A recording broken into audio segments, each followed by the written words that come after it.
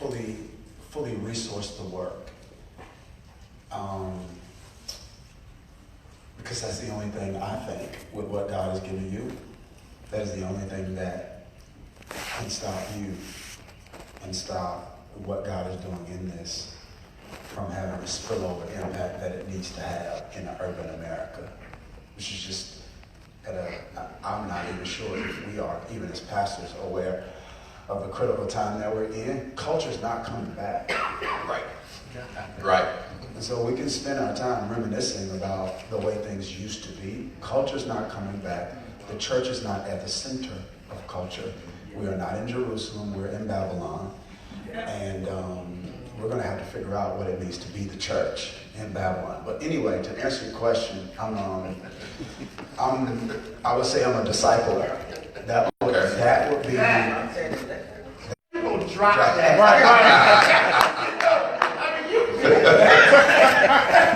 Don't do that.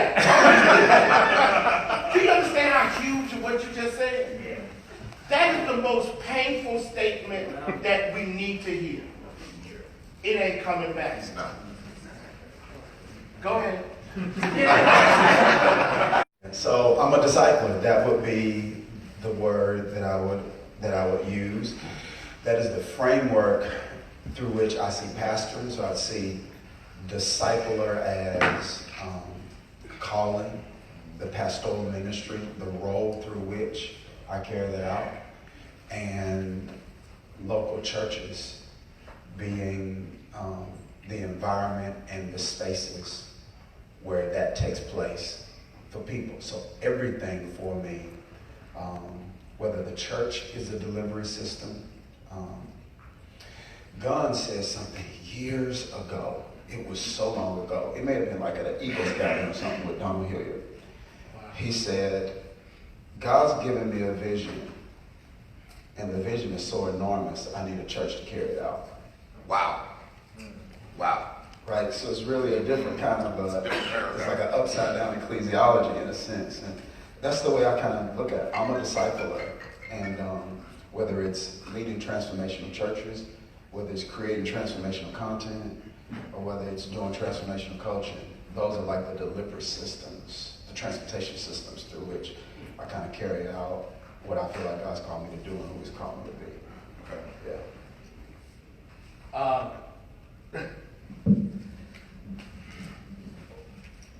First of all,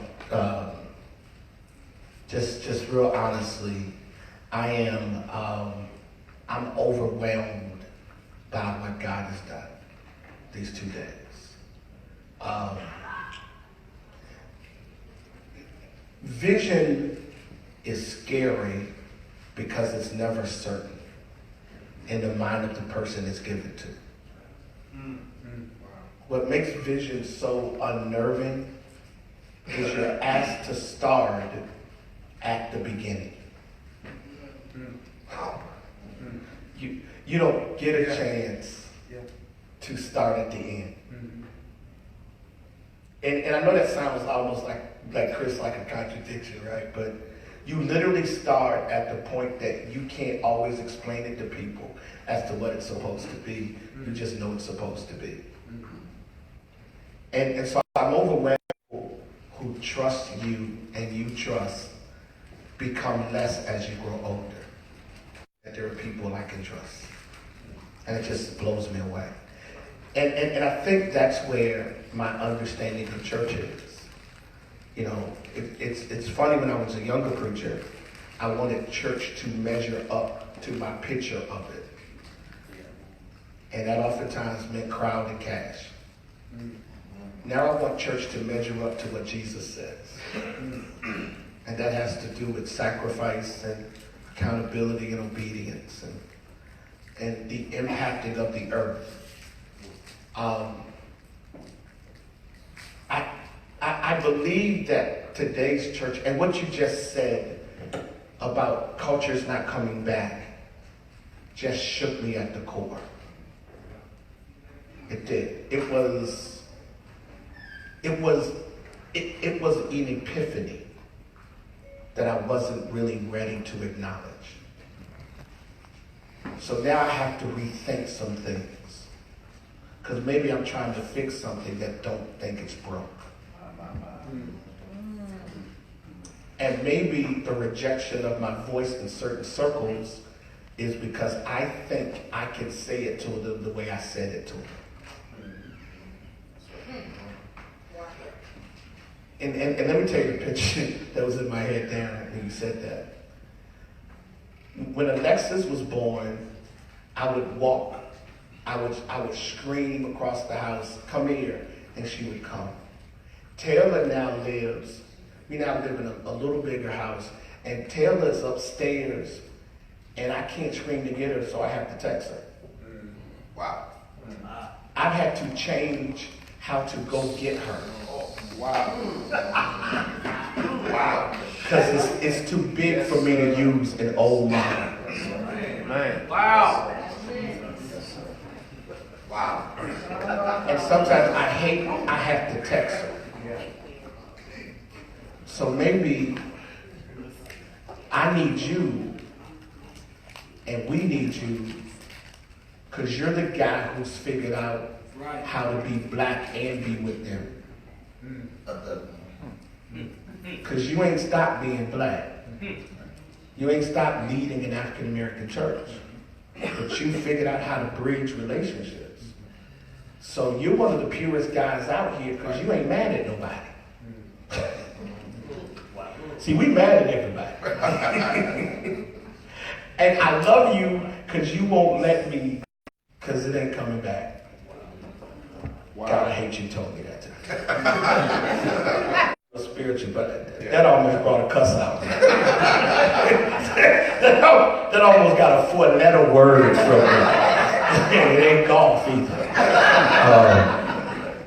So I think now what I've got to do is rethink ecclesiology for something that's not coming back to what I'm comfortable being. So the question becomes to both of you, well, first, I don't want to make any assumptions on the church that raised you. But can the church that raised you empower you to be the leader you need to be today? Or is there a break or a evolution from the church that raised you, that you love, that needs to happen in order for you to be relevant and transformative today? So for me, personally, that answer is going to be unequivocally no. I'm going to go so far as to say that the church that raised me gave me the necessary foundation that I needed. Okay. It gave me the grounding and the anchoring that I needed. The conviction that I needed to stay anchored until my understanding caught up. Wow. So it served me well in that way. Okay. But before I would even go so far as to say it, so if that in some way impacts my leadership, then yes, because it was a part of my spiritual formation, so that helps me as a leader. But in terms of me even living well, I'm not even talking about leading well, living well in an overexposed age, social media, competing demands, what it means to be black and middle class, and the opportunities that presents for even just parenting, like how parenting changes, how your economic status may give your children options you didn't have growing up. Those options become competition for things you didn't have to compete with. And so it's like, there's no AAU, so you go to Vacation Bible School, but so I would go so far as to say, that it and we can get into why, but to answer the question, it doesn't. And I think we got to learn how to hear that in urban churches without offense. Because you have to love the church enough, to be able to hear what wrestles you for a minute. Because in this conversation, I'm probably going to push us a little more to the edges and to the fringes than we may be comfortable going, because I think our love for a model is the greatest impediment to effectiveness in ministry, and we're blaming culture. Yeah. We're blaming culture. It's like sitting in the boat, being the 11 disciples, watching Peter walk on water, but saying something wrong with the water. Yeah. Somebody walking on it. Yeah. Wow. Somebody's walking on it. So how do we figure out what are they doing to walk on it? So I feel like it is not culture. I mean, this is one guy, this incredibly successful business guy, Caucasian brother, that I'm working with, coaching a bit, and successful or whatever, but life in some areas is overwhelmed, overworked. Same thing that happens with the average pastor happens with the average guy in business. Same thing. And this is what scared Tripp. I'm talking to him, and basically I'm discipling him. Okay. I'm throwing out some terminology, rhythm of life. He's like, oh, what's that? Rule of life. You know, I'm just throwing out these things like understanding, like framing some spiritual things for him, not using spiritual language. And then what's dope, I'm listening to this guy's like, man, what he need, the only entity that has the answer for that is the church. Mm-hmm. He don't need money. Yeah. Right? Yeah.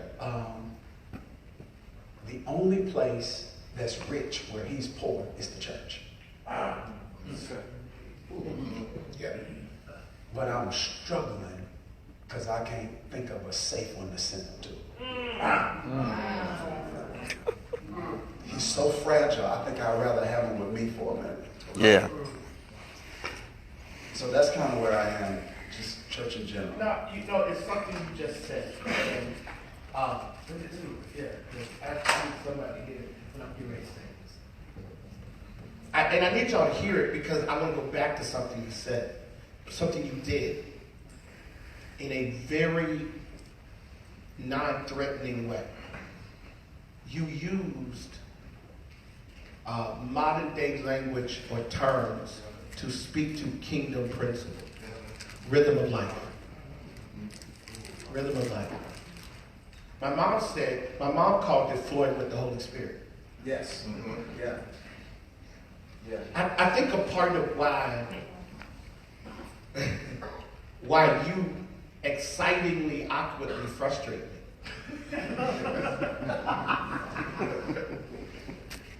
is because at 54, I have to reorientate myself to be accessible to speak to a generation that I'm still assigned to, that I don't like the way they are. Mm-hmm. I am now my father. Yeah. And I have a problem with who I'm supposed to help. So I would just rather lecture them and tell them to sit down. I'm trying to stay spiritual. This is a conversation with my boys. So, woo, now some of y'all going, was he really going to use that word? It was close. But it's scary because I'm not sure if I'm that comfortable with what you were just comfortable with. Yes. And what's deep is no, because we're gonna finish this because this is what created the intensity. We said some stuff on that phone that made us understand we are similar and different.